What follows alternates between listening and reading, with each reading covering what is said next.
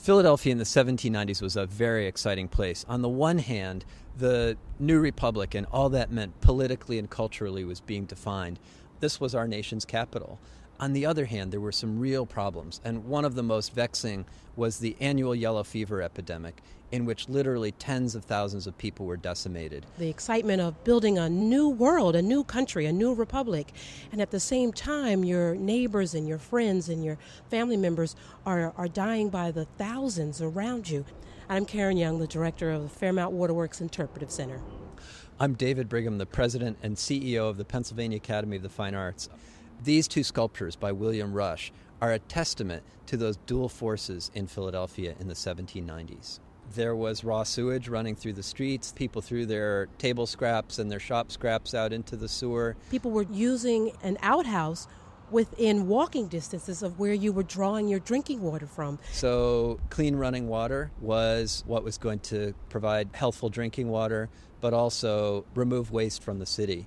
And ultimately, the Waterworks really is what addressed effectively the problems. The thinkers of that time said to themselves, we're connected to the river. We could use this water to help force water uphill to our reservoirs, which held 1 million gallons of water that would flow by gravity to the people in Philadelphia. And this is both a historic landmark and an engineering marvel.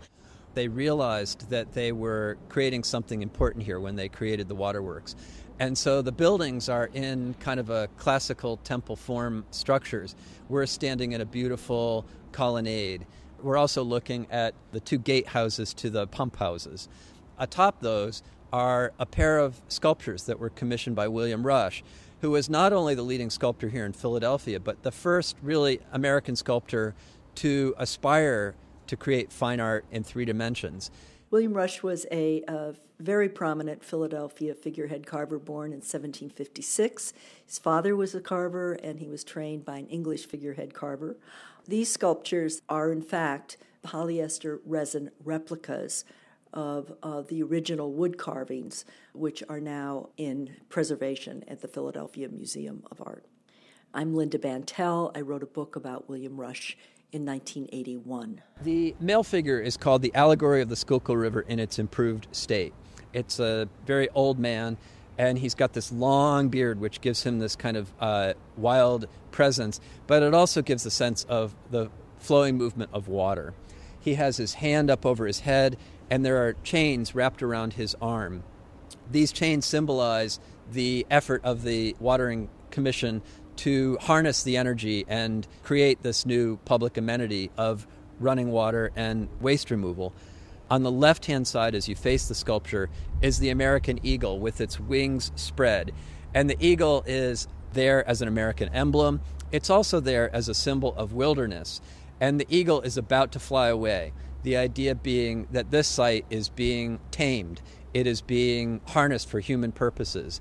And so we have the arrival of civilization and the departure of wilderness in the same sculpture.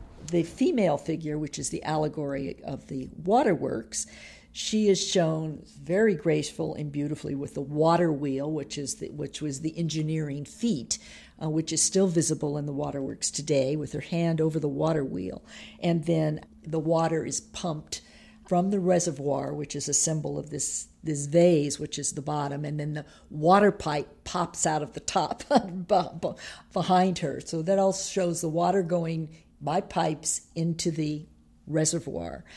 So it's all very clearly articulated, which anyone, just as in Christian churches, anyone would understand the iconography of it. For Rush and for the Watering Committee, to add sculpture to the Waterworks was a way of saying that this is an important aspect and an important achievement of our new American civilization.